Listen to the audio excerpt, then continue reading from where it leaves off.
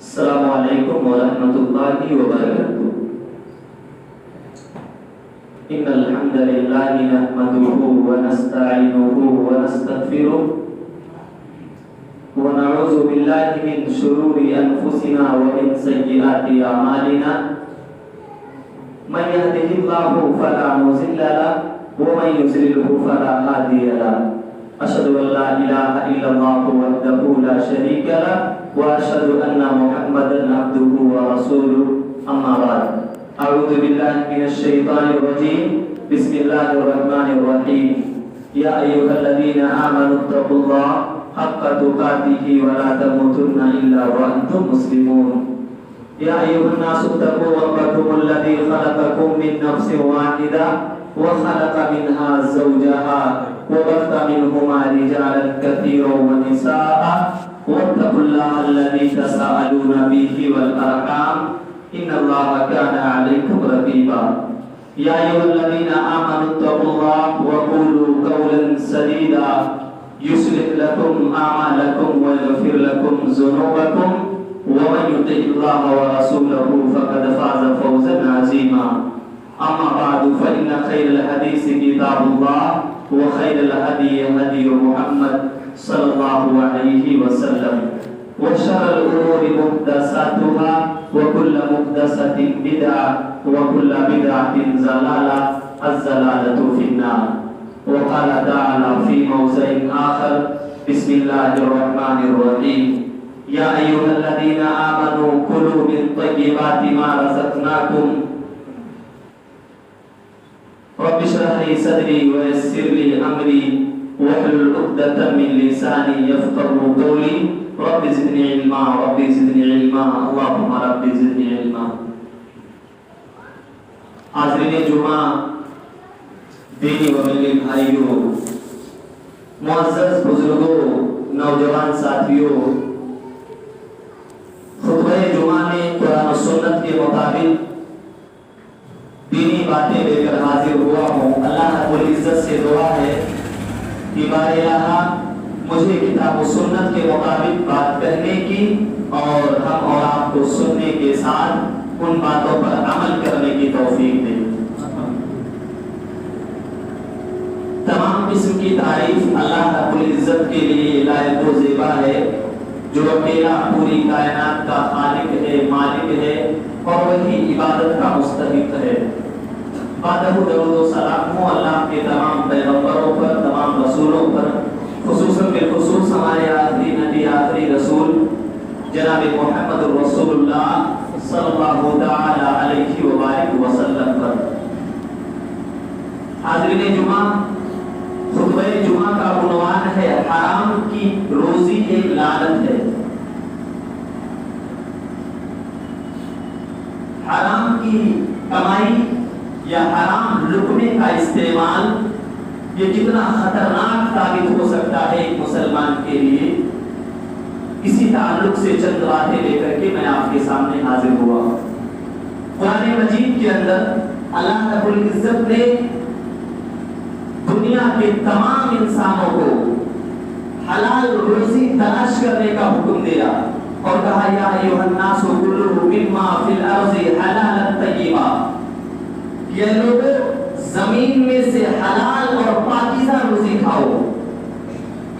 وہ روزی جو تمہارے لیے حلال کی گئی ہے وہی کھاؤ۔ وَلَا تَتَّبِعُوا خُطُوَاتِ الشَّيْطَانِ، اور شیطان کے راستے پر نہ چلو۔ إِنَّهُ لَكُمْ عَدُوٌّ مُبِينٌ، شیطان تمہارا کھلا ہوا دشمن ہے۔ اس آیت کے اندر یہ بتایا گیا کہ حلال راستے سے روزی تلاش کرنے والا، حلال راستے سے کما کر کے کھانے والا اور اپنے بچوں کو کھلانے والا رحمان کے راستے پر چلتا ہے، اور حرام راستے سے روزی تلاش کرنے والا شیطان کے راستے پر چل رہا ہے۔ اور مفسر نے بڑا پیارا نقطہ لکھا کہ لِأَنَّ الشَّيْطَانَ أَحْرَصُ مَا يَكُونُ، شیطان اپنی پوری طاقت لگا دیتا ہے، شیطان اپنی پوری قوت نچوڑ دیتا ہے، اس لیے أَن يَقْذِفَ اللُّقْمَةَ الْحَرَامَ فِي جَوْفِ الْإِنسَانِ، کہ کیسے بھی کر کے ایک انسان کے پیٹ میں حرام کا ایک لقمہ اتار دے۔ ایک شیطان کا مشن ہے، شیطان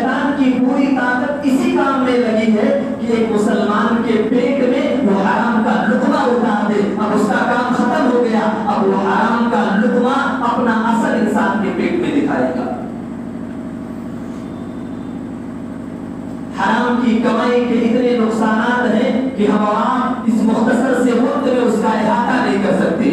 लेकिन आइए जनाब मोहम्मद रसूलुल्लाह सल्लल्लाहु अलैहि वसल्लम की चंद सही हदीस मैं आपके सामने रखता हूँ। आप अंदाजा लगाइए, अगर हमारे और आपके घरों में आने वाला लुकमा, हमारे और आपके घर में आने वाली कमाई हराम की है, कितना बड़ा खामियाजा हमें और आपको भुगतना है। हराम की जितनी किस्में हैं, अल्लाह के रसूल ने कह दिया इन्नल हलाल बय्यिन व इन्नल हराम बय्यिन। हलाल वाज़ेह है, हराम वाज़ेह है, सबको मालूम है कौन सी कमाई का रास्ता हलाल है, कौन सी कमाई का रास्ता हराम का है। आसान से जबान में हर इंसान समझता है ये कमाई हलाल है, ये कमाई हराम है। इसके बावजूद अगर इंसान हराम की कमाई पर लपकता है, इंसान हराम की कमाई कमाता है, इंसान को परवाह नहीं है, हलाल हो हराम हो जो आए खाता चला जाता है। तो जनाब मोहम्मद रसूलुल्लाह सल्लल्लाहु अलैहि वसल्लम की पहली हदीस सुने। हराम की कमाई का बड़ा नुकसान ये है कि अगर इंसान हराम की कमाई इस्तेमाल करता है तो अल्लाह से जितनी दुआएं करेगा, वो अल्लाह से जो दुआएं मांगेगा, अल्लाह उसकी एक दुआ कबूल करने वाला नहीं। दुआ जो इबादतों की रूह है, जो इबादतों की असल है, तमाम इबादत की बुनियाद यही दुआ है। और अगर इंसान हराम की कमाई इस्तेमाल करता है तो सही मुस्लिम की रिवायत है, अल्लाह के रसूल जनाब मोहम्मद रसूलुल्लाह सल्लल्लाहु अलैहि वसल्लम फरमाते हैं रजुलुन युतीलुस सफर। अल्लाह के रसूल फरमाते हैं अपने सहाबा को समझाते हुए, वो मेरे सहाबा, एक आदमी ऐसा है युतीलुस सफर, जो बड़े लंबे सफर पर जा रहा है। लंबे सफर पर जा रहा है मतलब अल्लाह के रसूल ये बताना चाहते हैं कि दावतुल मुसाफिर ला तुरद। अगर सफर पर जाने वाला अल्लाह से दुआ कर दे तो उसकी दुआ अल्लाह जरूर कबूल कर लेता। कोई मुसाफिर है, सफर पर गया है, दुनिया के तमाम सहारों से कट चुका है, उसका सहारा सिर्फ अल्लाह है। तो अल्लाह के रसूल फरमाते हैं एक आदमी है जो लंबे सफर पर गया है, उसकी दुआ कबूल होनी चाहिए। वो जो दुआ करेगा अल्लाह उसकी दुआ सुन ले। अशअसा व अकबरा, सिर्फ लंबे सफर पर नहीं गया है, उसके बाल बिखरे हुए हैं, सफर की परेशानियों से, सफर के अंदर आने वाली मुसीबतों से बाल बिखर चुके हैं, उसके बदन पर जो लिबास है वो मैला कुचैला हो गया है। अल्लाह के रसूल ये बताना चाहते हैं वो मेरे सहाबा, वो इंसान बड़ी आजिज़ी के आलम में है, बड़ी इंकिसारी के आलम में है। और जो मुसलमान आजिज़ी और इंकिसारी से अल्लाह से दुआ करते, अल्लाह उसकी दुआ जरूर कबूल कर लेगा। और आगे अल्लाह के रसूल फरमाते हैं लंबे सफर पर है, बाल बिखरे हैं, कपड़े पुराने हैं, यमुद्दु यदैहि, अपने हाथों को आसमान की तरफ उठा लेता है। अल्लाह तेरे अलावा कोई इबादत के लायक नहीं, इतना इखलास है उसकी दुआ में, किसी और से नहीं मांग रहा, पूरा का पूरा सहारा अल्लाह पर है, अपने हाथों को आसमान पर उठा लेता है। और जनाब मोहम्मद रसूलुल्लाह सल्लल्लाहु अलैहि वसल्लम फरमाते हैं वो अल्लाह से दुआ करने से पहले वो अल्लाह के सबसे महबूब सिफत रब का सहारा लेता है। या रब्बी, ये अल्लाह की ऐसी सिफत है जिस सिफत को लेकर तमाम अंबिया ने अल्लाह से दुआएं की हैं। या रब्बी कहकर दुआ मांगता है। जनाब मोहम्मद रसूलुल्लाह सल्लल्लाहु अलैहि वसल्लम फरमाते हैं वो मेरे सहाबा, एक तो लंबे सफर पर है, उसकी दुआ कबूल होनी चाहिए, बाल बिखरे हैं, उसकी दुआ कबूल होनी चाहिए, कपड़े पुराने हैं, आजिज़ी का आलम है, उसकी दुआ कबूल होनी चाहिए। अल्लाह को सहारा मानकर इखलास के साथ रो करके अल्लाह से दुआ करता है, अल्लाह उसकी दुआ जरूर सुन लेता। लेकिन मसला क्या है, वो मतअमुहु हराम। तो मेरे सहाबा, वो जो खाना खाकर आया है ना, वो खाना हराम का था। वो मशरबुहु हराम, वो जो पानी पी करके आया है उस पानी में लगा हुआ पैसा हराम का था। वो मलबसुहु हराम, उसके बदन पर जो लिबास है, उसके बदन पर जो कपड़ा है वो हराम की कमाई का है। वो गुज़िया बिल हराम, हराम खा कर बड़ा हो रहा है, हराम की ग़िज़ा शामिल कर रहा है। फअन्ना युस्तजाबु लिज़ालिक, वो दुआएं करता रहे, वो अल्लाह से मांगता रहे, लेकिन हराम की कमाई इस्तेमाल करता है। फअन्ना युस्तजाबु लिज़ालिक, अल्लाह इसकी दुआ कैसे कबूल कर सकता है? सही मुस्लिम की रिवायत है। आप अंदाजा लगाइए दुआ के कबूलियत के इतने इम्कान है, दुआ की कबूलियत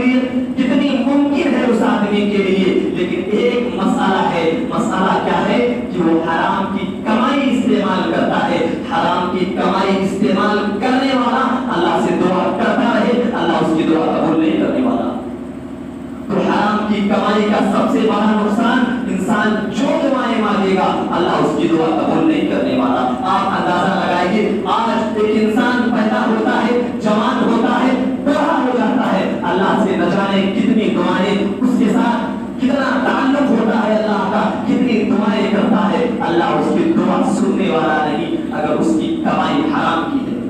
تو حرام کی کمائی کا پہلا نقصان دعا کریں گے رد کر دی جائے گی, اللہ کی بارگاہ میں دعا قبول نہیں ہوگی. دوسرا نقصان اگر انسان حرام کی کمائی استعمال کرتا ہے, حرام کی کمائی اس کے گھروں میں آتی ہے, وہ کماتا ہے, کھاتا ہے, پرواہ نہیں کرتا, تو اللہ کے رسول جناب محمد رسول اللہ صلی اللہ علیہ وسلم کی ایک حدیث سنیں. علامہ البانی رحمۃ اللہ علیہ نے اس حدیث کو حسن لینے کی کہا ہے. اللہ کے رسول بیٹھے ہیں, حضرت سعد بن ابی وقاص رضی اللہ تعالیٰ عنہ آتے ہیں اور آ کر کہتے ہیں یا رسول اللہ صلی اللہ علیہ وسلم ادعو اللہ ان یجعلنی مستجاب الدعوات. اے اللہ کے رسول میں سعد بن ابی وقاص ہوں, اے اللہ کے رسول آپ اللہ سے دعا کر دیں انی مستجاب الدعوات کہ میں مستجاب الدعوات بن جاؤں. مطلب اے اللہ کے رسول آپ اللہ سے دعا کریں کہ میں جتنی دعائیں اللہ سے مانگوں اللہ میری تمام دعائیں قبول کر لے, جو دعا کروں اللہ فوراً قبول کر لے. اللہ کے رسول نے حضرت سعد بن ابی وقاص سے کہا اے سعد میں تمہیں ایک نسخہ بتا دیتا ہوں, ایک عمل بتا دیتا ہوں, یہی کر لو, اسی پر عمل کر لو, اللہ تمہاری تمام دعائیں قبول کر لے گا. نسخہ کیا ہے؟ کہا یا سعد اطعم مطعمک, اے سعد اپنے کھانے کو حلال کر لو, جو کھانا تمہارے حلق سے اتر کر پیٹ میں جاتا ہے وہ حلال ہو جائے, تکن مستجاب الدعوات, تم اللہ سے جو دعائیں کرو گے اللہ تمہاری تمام دعائیں قبول کر لے گا. آگے اللہ کے رسول بتاتے ہیں حرام کی کمائی کا نقصان کیا ہے. کہتے ہیں ان العبد لیقذف اللقمۃ الحرام فی جوفہ, انسان اپنے پیٹ میں حرام کا ایک لقمہ اتار لیتا ہے. ایک لقمہ کتنا بڑا ہوگا, ایک لقمہ انسان اپنے پیٹ میں اتار لیتا ہے, حرام کا ہے. تو اللہ کے رسول فرماتے ما یتقبل منہ عمل 40 یوما, حرام کے ایک لقمے کی وجہ سے اللہ اس انسان کے 40 دن تک کوئی عمل قبول نہیں کرتا. 40 دن کا کوئی عمل, وہ نماز پڑھتا ہے, روزہ رکھتا ہے, زکات دیتا ہے, تمام نیکیاں کرتا ہے, حرام کا لقمہ اگر استعمال کرتا ہے تو جناب محمد رسول اللہ صلی اللہ علیہ وسلم فرماتے ہیں حرام کا ایک لقمہ 40 دن کے عمل کو قبول نہیں ہونے دیتا. آپ اندازہ لگائیے جس انسان کی کمائی حرام کی ہو, جس کے گھروں میں آنے والے اور اس کے اولاد حرام کے لقمے پر پل رہے ہو, وہ نماز پڑھے, روزہ رکھے, گھروں میں دینداری ہے, خود ٹوپی لگا کر مساجد کے اندر آتا ہے, نماز پڑھتا ہے, اگر کمائی حرام کی ہے کتنا بھیانک انجام اس کا ہوگا. عبداللہ ابن عمر رضی اللہ تعالیٰ عنہ صحابی رسول ہے, عمر فاروق رضی اللہ تعالیٰ عنہ کے بیٹے ہیں, جلیل القدر اور عالم صحابی ہیں. وہ بیان کرتے ہیں, کہتے ہیں اے میرے صحابہ, او میرے ساتھیوں, لو صلیتم حتی تکونوا کالحنایا, کہا میرے صحابہ اگر تم نماز پڑھو اور اتنی نمازیں پڑھو, اتنی نمازیں پڑھو حتی تکونوا کالحنایا, کہ نماز پڑھتے پڑھتے تمہاری پیٹھ ٹیڑھی ہو جائے جیسے کمان ٹیڑھا ہو جاتا ہے, کمان ٹیڑھا ہو جاتا ہے. تم اتنی نمازیں پڑھو کہ نمازوں کی مشقت کی وجہ سے تم اپنی پیٹھ کو ٹیڑھی کر لو. وَصُمْتُمْ حَتَّى تَكُونُوا كَالْأَوْتَادِ, اور اتنا روزہ رکھو, اتنا روزہ رکھو کہ جیسے تیر پتلا ہو جاتا ہے, ایسے تم روزہ رکھتے رکھتے اپنے بدن سے گوشت کو, اپنے بدن سے قوت کو ختم کر لو, دبلے پتلے ہو جاؤ. اتنی نمازیں کہ پیٹھ ٹیڑھی ہو جائے, روزہ اتنا رکھو خود دبلے پتلے بن جاؤ, اتنی نمازیں, اتنا روزہ, لیکن لم يقبل ذلك منكم الا بورع حاجز. اگر حرام مال سے بچتے نہیں ہو, حرام مال کے تعلق سے خوف نہیں کھاتے ہو, حرام مال استعمال کر لیتے ہو, لم يقبل ذلك منكم, اللہ تمہارے یہ اعمال قبول کرنے والا نہیں. یا عبداللہ ابن عمر رضی اللہ تعالیٰ عنہ کا قول اس حدیث کی روشنی میں آپ اندازہ لگائیے اگر ایک مسلمان حرام مال کا استعمال کرتا ہے کتنا بھیانک انجام ہے اس کے لیے. یہ حرام مال کا ایک نقصان جو میں نے حدیث کی روشنی میں آپ کے سامنے رکھا. اور آگے چلے حرام مال کے نقصانات پہ ایک اور نقصان آپ اپنے سامنے رکھیں. دنیا میں زندگی 60 سالہ 70 سالہ انسان جی لے, مرنے کے بعد انسان کو قبر کے اندر جانا. وہ قبر جہاں نہ دولت جانے والی ہے نہ مال جانے والا ہے. وہ اولاد جس کے لیے انسان حرام و حلال کی پرواہ نہیں کرتا, وہ اولاد انسان کے ساتھ قبر میں جانے والی نہیں. تنے تنہا اندھیری کوٹری میں انسان کو جانا ہے اس قبر کے اندر, اور وہاں جا کر اپنے اعمال کا حساب دینا ہے. اگر ہم اور آپ نے حرام مال کا استعمال کیا ہے, اللہ سے توبہ نہیں کی, دنیا میں اللہ سے معافی نہیں مانگی, حرام مال استعمال کرتے ہوئے مر گیا, قبر کے اندر انجام کیا ہوگا؟ جناب محمد رسول اللہ صلی اللہ علیہ وسلم کی حدیث اپنے سامنے رکھے. بخاری کی روایت ہے, اللہ کے رسول جناب محمد رسول اللہ صلی اللہ علیہ وسلم غزوہ خیبر کا موقع ہے, کافروں سے جنگ چل رہی ہے, اللہ کے رسول اپنے ساتھیوں کے ساتھ جا رہے ہیں کافروں سے جنگ کرنے کے لیے. دشمن کی طرف سے ایک تیر آتا ہے اور اللہ کے رسول کے ایک ساتھی کو تیر لگ جاتا ہے. تیر لگا, گر گئے, گرے اور ان کا انتقال ہو گیا. تمام صحابہ چل رہے ہیں, وہ گرے, ان کو موت آ گئی. صحابہ نے آپس میں باتیں کرنا شروع کر دی. جنگ کے بعد غزوہ خیبر کا موقع ہے, صحابہ کہتے ہیں ہنیئم بالشہادہ, کتنا مبارک صحابی ہے, کتنا مبارک موت پا چکا ہے, اللہ کے راستے میں شہید ہو گیا. لیکن وہ انسان جو گر کر مرا ہے, وہ جب جنگ میں آ رہا تھا اس نے بیت المال سے چادر اٹھائی تھی اور اپنے بدن پر ڈال لی تھی. بیت المال سے بغیر اجازت کے اٹھائی, بدن پر ڈالی. معمولی چادر ہے لیکن حرام کی ہو گئی. وہ حرام کی چادر ڈال کر وہ گیا اللہ کے راستے میں جہاد کے لیے, اپنی جان کو اللہ کے لیے اس نے قربان کر دی, اپنے بچوں کو یتیم کر دیا, اپنی بیوی کو بیوہ کر دیا. عمل کس کے لیے ہے؟ اللہ کے لیے اپنے آپ کو قربان کر دیا, مر گیا. اللہ کے رسول کے صحابہ نے کہا خوشخبری ہو, شہید ہو گیا. اللہ کے رسول آئے, آنکھوں میں آنسو ہے, اور اللہ کے رسول نے کہا کلا, وہ میرے صحابہ اسے شہید نہ کہو, ہرگز نہیں. ان الشملہ, اس نے جو چادر اپنے بدن پر لپیٹی ہے حرام کی نا, لتشتعل علیہ نارا, آج اس کی موت پر یہ چادر اس کی قبر میں آگ بن کر کے بھڑکائی جا رہی ہے. آج وہ چادر اس کی قبر میں آگ بن کر کے بھڑک رہی ہے.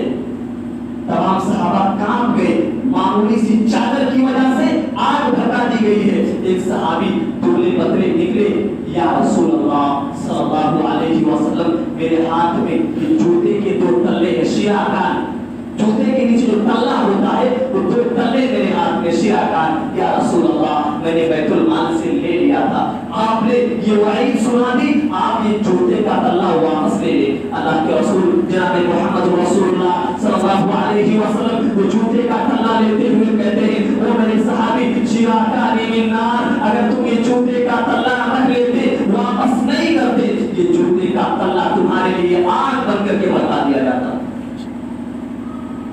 اگر انسان حرام مال استعمال کرتا ہے, اگر انسان حرام کی کمائی استعمال کرتا ہے, 50 سال 60 سال کے بعد مرنے کے بعد قبر میں جانا ہے اور انسان کو اس انجام سے بھگتنا ہوگا. ہمیں عوام کو چاہیے ہم آپ اپنے گھروں میں آنے والی کمائی پر, ہمارے گھروں میں جو رزق آ رہی ہے غور کریں, محاسبہ کریں, ایسا نہ ہو حرام کی کمائی ہو اور مرنے کے بعد قبر کے اندر ہمیں اور آپ کو بھی جانا ہے. حرام کی کمائی کا ایک اور نقصان, اللہ کے رسول جناب محمد رسول اللہ صلی اللہ علیہ وسلم بیان فرماتے ہیں, لا يدخل الجنة لحم نبت من سر.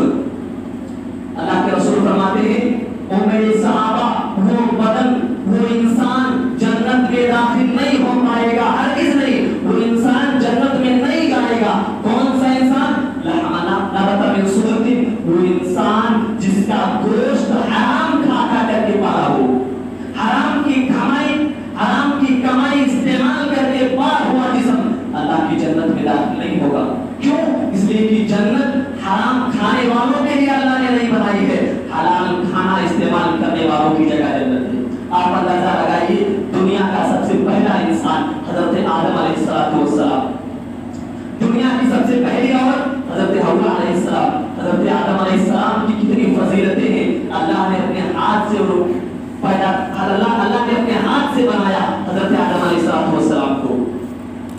ہاتھ سے بنایا. بنانے کے بعد اللہ نے فرشتوں سے کہا اسجدوا لآدم، اے فرشتوں سجدہ کرو. حضرت آدم علیہ السلام کے لیے تمام فرشتوں نے سجدہ کر دیا، جنت میں رکھ دیا گیا. پھر اے عمل کے حضرت آدم علیہ السلام کو اللہ نے جنت میں رکھا. کتنا بڑا مقام ہے حضرت آدم علیہ السلام کا. لیکن اللہ نے کہا فلا تقربا هذه الشجرة، اے آدم جنت میں درخت ہے، اس کا پھل تمہارے لیے حرام ہے، اس درخت کے قریب نہیں جانا ہے، حرام ہے اس کا استعمال تمہارے لیے. اتنا بڑا مقام ابو البشر تمام انسانوں کے باپ ہے، دنیا کے پہلے انسان ہے. فرشتوں نے سجدہ کیا، لیکن حضرت آدم علیہ السلام نے جب وہ اللہ نے جس درخت سے منع کیا تھا شجرہ ممنوعہ کا پھل کھا لیا، اللہ نے جنت سے اتار دیا. اور قرآن مجید کے الفاظ ہیں کہ جنت سے حضرت آدم اور حوا کو ننگا کر کے اللہ نے اتارا. جنت سے نکل جاؤ، یہ جنت حلال کھانے والوں کی جگہ ہے، یا حرام کھانے والوں کی کوئی جگہ نہیں. اگر انسان حرام کمائی استعمال کرتا ہے، حرام کی کمائی کھاتا ہے، وہ اللہ کی جنتوں میں اپنے آپ کو کیسے لے کر کے جائے گا؟ وہ اپنا محاسبہ خود کر لے. حرام کی کمائی کتنی خطرناک ہے، میں نے چند باتیں آپ کے سامنے پیش کر دی. اتنا خطرناک ہے اگر انسان حرام کی کمائی استعمال کرتا ہے. اس کے علاوہ بھی بہت ساری وعیدیں احادیث کی روشنی میں ہے جسے مختصر سے وقت میں بیان نہیں کیا جا سکتا. آئیے ایک دوسری چیز میں آپ کو بتاؤں. بات یہ کہ جب حرام کی کمائی اتنی خطرناک ہے، حرام کی کمائی اتنی بھیانک ہے مسلمان کے لیے، اتنے خطرناک نتائج ہیں، اس کے باوجود بھی ایک مسلمان حرام کی کمائی پر لپکتا کیوں ہے؟ ایک مسلمان آخر حرام کی کمائی کے پیچھے اتنا پڑا کیوں ہے؟ کیوں انسان کو احساس نہیں کہ حرام کی کمائی استعمال کرنے کے بعد یہ انجام ہوگا، یہ انجام ہوگا؟ تمام انجام سے بے خبر ہو کر کے انسان حرام کی کمائی استعمال کرتا ہے. وجہ کیا ہے؟ علماء نے بہت سارے وجوہات لکھے ہیں کہ اس وجہ سے انسان حرام کی کمائی استعمال کرتا ہے. میں چند وجوہات آپ کے سامنے رکھتا ہوں. پہلی وجہ، ایک مسلمان حرام کی کمائی استعمال کیوں کرتا ہے؟ عدم الخوف و عدم الحیا من اللہ. وجہ یہ ہے کہ وہ مسلمان اللہ سے بے خوف ہو جاتا ہے، اس کے دل میں اللہ کا ڈر نہیں رہتا، والحیا اور بے شرم بن جاتا ہے، بے حیا ہو جاتا ہے انسان اللہ کے معاملے میں. اگر کوئی مسلمان اللہ کے معاملے میں بے حیا بن جائے، بے شرم بن جائے، ایسا مسلمان حرام کی کمائی استعمال کرتا ہے. آئیے جناب محمد رسول اللہ صلی اللہ علیہ وسلم کی ایک حدیث دیکھیں. اللہ کے رسول جناب محمد رسول اللہ صلی اللہ علیہ وسلم نے اپنے صحابہ سے کہا استحیوا من اللہ حق الحیا. او میرے صحابہ، اللہ سے حیا کرو، اللہ سے شرم کرو جیسا کہ اللہ سے حیا کرنے کا حق ہے. صحابہ نے کہا یا رسول اللہ صلی اللہ علیہ وسلم، ہم سب اللہ سے شرم کرتے ہیں، ہم سب اللہ سے حیا کرتے ہیں. اللہ کے رسول نے کہا فلیس ذاک، اے میرے صحابہ، میں اس شرم و حیا کی بات نہیں کرتا، میں دوسری شرم و حیا کی بات کرتا ہوں. اللہ سے شرم کیسے ہوگی؟ اللہ سے حیا کیا ہے؟ اللہ کے رسول نے بتایا کأن تحفظ الراس وما وعى. کہا اگر اللہ سے حیا کرنا ہے، اللہ سے شرم کرنی ہے، کیسے ہوگی؟ کأن تحفظ الراس وما وعى. اے میرے صحابہ، اپنے سر کی حفاظت کر لو، وما وعى، اور سر میں جتنی چیزیں ہیں تمام چیزوں کی حفاظت کر لو. آنکھ ہے، غلط چیز نہیں دیکھنی ہے، یہ اللہ سے حیا ہے. کان ہے، غیبت نہیں سننا ہے، یہ اللہ سے حیا ہے. زبان ہے، حرام لقمہ استعمال نہیں کرنا ہے، یہ اللہ سے حیا ہے. زبان ہے، کسی کو گالی نہیں دینی ہے، کسی کی چغلی نہیں کرنی ہے، یہ اللہ سے حیا ہے. ان تحفظ الراس وما وعى، اگر اللہ سے شرم کرنا ہے سب سے پہلے اپنے سر کی حفاظت کرو، اور سر میں جتنی چیزیں ہیں تمام چیزوں کی حفاظت کرو. آگے اللہ کے رسول نے فرمایا والبطن وما آوى، اپنے پیٹ کی حفاظت کرو. اللہ سے شرم کرنا ہے، اللہ سے حیا کرنا ہے تو اپنے پیٹ کی حفاظت کرو. ہوا اور پیٹ میں جو کچھ جا رہا ہے اس کی حفاظت کر لو. ایسا نہ ہو زبان سے، حلق سے اتر کر پیٹ میں جو لقمہ جائے وہ حرام کا نہ ہو جائے. حرام کا ہو گیا تو تم اللہ کے تعلق سے بے شرم بن جاؤ گے، تم اللہ کے تعلق سے بے حیا بن جاؤ گے. اپنے پیٹ کی حفاظت کرو، اپنے سر کی حفاظت کرو. آگے اللہ کے رسول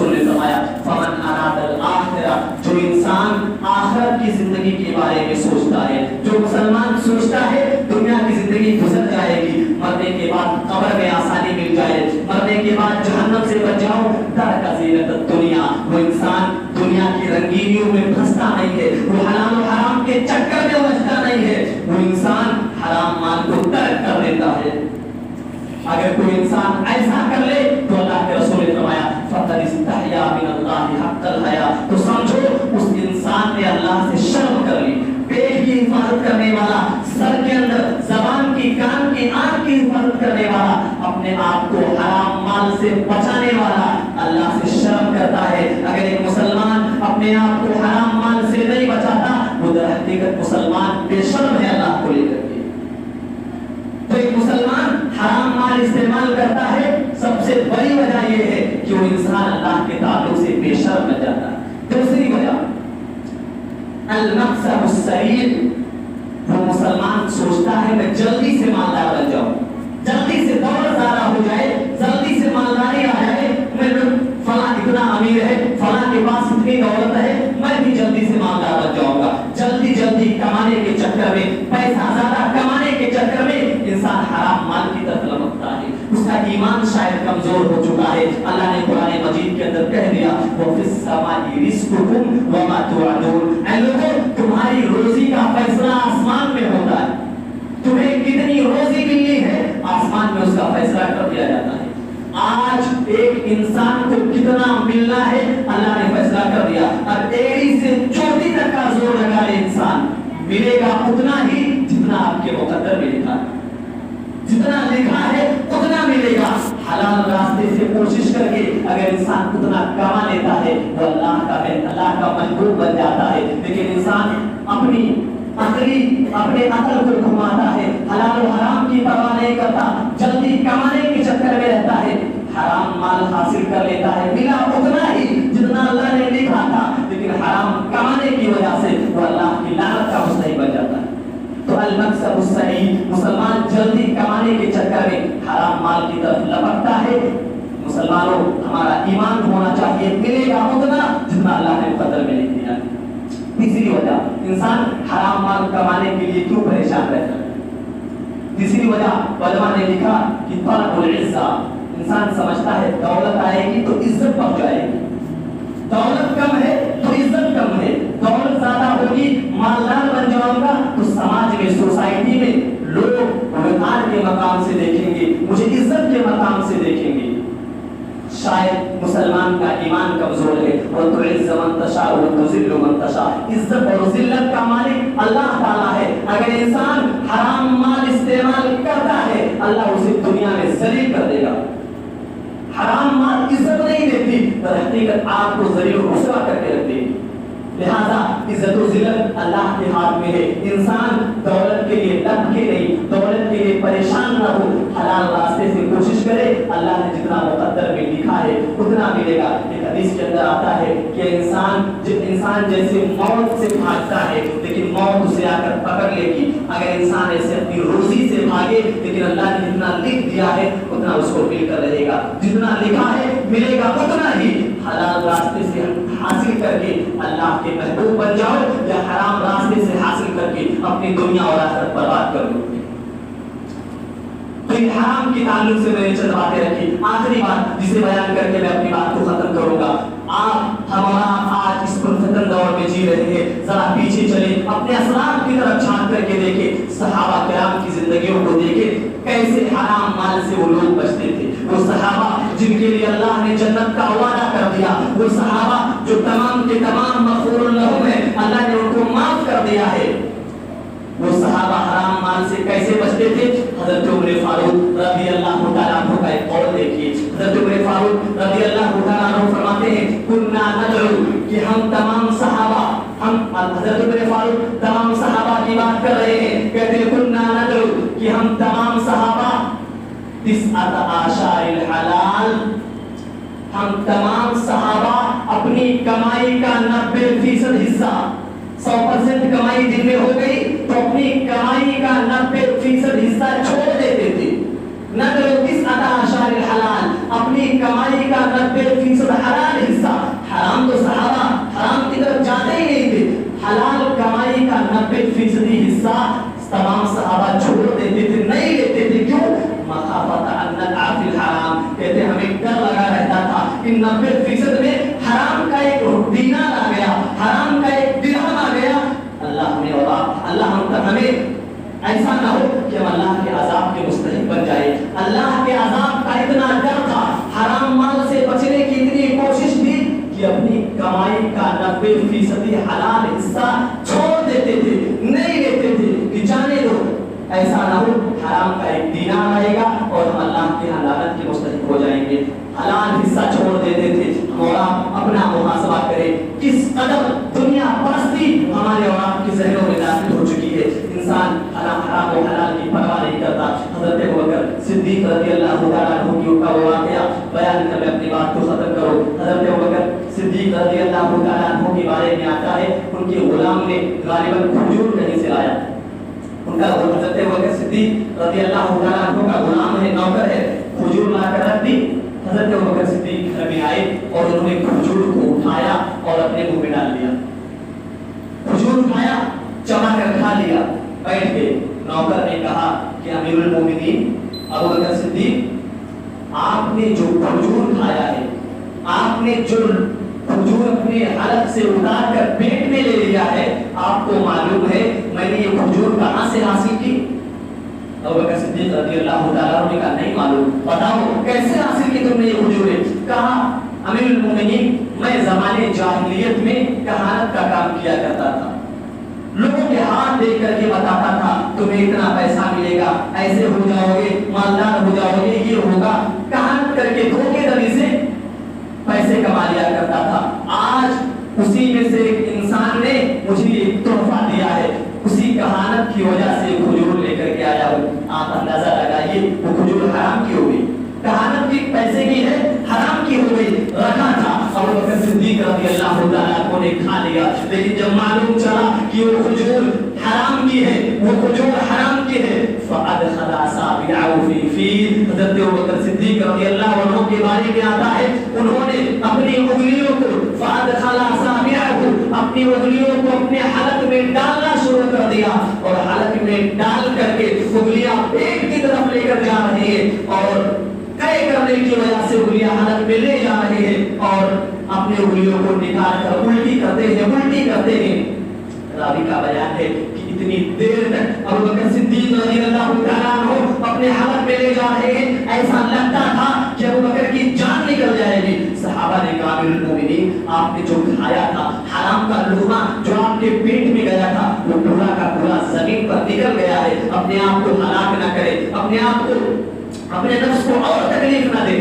حضرت ابوبکر صدیق رضی اللہ تعالیٰ عنہ نے جب پورا لقمہ نکال دیا تو اپنے ہاتھ کو آسمان پر اٹھایا, اپنے ہاتھ کو آسمان پر اٹھایا اور کہتے اللہم انی اعتذر الیک, اللہم انی اعتذر الیک مما حملت الارض. اے اللہ جتنی طاقت ہو سکتی تھی میں نے وہ حرام کا لقمہ اپنے پیٹ میں نہیں رہنے دیا, نکال دیا ہے, لیکن اللہ مما حملت الارض, میں نے جو کھایا ہے وہ رس بن کر کے وہ جوس نکل کر میرے حلق سے میرے پیٹ میں گیا ہے. وہ حالت العما, ایسا نہ ہو اس کا کچھ حصہ میرے معدے میں چلا جائے, میرے معدے میں پھنس گیا ہو, پیٹ میں کہیں رک گیا ہو. اللہ جو نکال سکتا تھا نکال دیا. اتنی اعتذر الیک, جو نہیں نکل پا رہا ہے اللہ میں تجھ سے معافی کا سوال کرتا ہوں, اللہ تو مجھے معاف کر دے گا.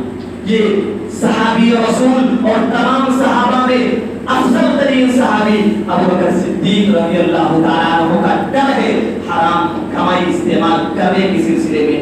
ہم اور آپ اپنا محاسبہ کریں, کہاں جا رہے ہیں؟ حرام کی کمائی کے چکر میں الجھ کر کس قدر انسان پریشان ہے. وہ ڈرتا نہیں, خوف نہیں کھاتا کہ حرام کی کمائی کا استعمال ہمارے بدن پر پڑتا ہے, ہمارے دل پر پڑتا ہے, ہماری اولادوں پر پڑتا ہے, ہمارے گھروں کے سکون پر پڑتا ہے. حرام کمائی کا استعمال ہماری عبادتوں پر پڑتا ہے, ہماری قبر پر پڑے گا, ہماری جنت اور جہنم کے داخلے پر حرام کمائی کا استعمال اس کا اثر پڑے گا. اللہ رب العزت سے دعا ہے اللہ ہم تمام مسلمانوں کو حلال راستے سے روزی حاصل کرنے کی توفیق دے اور حرام راستوں سے بچا. اے اللہ جو مسلمان حرام راستوں سے روزی حاصل کرنے میں لگے ہیں اللہ تو انہیں توفیق دے کہ وہ حلال راستوں سے روزی حاصل کرے اور تو اپنی رحمت سے ان کی مغفرت فرما. اللہ ہم گنہگار ہیں, ہماری خطاؤں کو معاف فرما. اللہ ہمیں سے جو بیمار ہیں انہیں شفائے کلی عطا فرما. اللہ ہم کو جب تک زندہ رکھ، اسلام کی حالت پہ رکھ، ہمارا خاتمہ ہو ایمان پر ہو. بارک اللہ لنا ولکم فی القرآن العظیم ونفعنا وإیاکم بالآیات والذکر الحکیم انہ تعالی جواد کریم ملک رؤوف رحیم.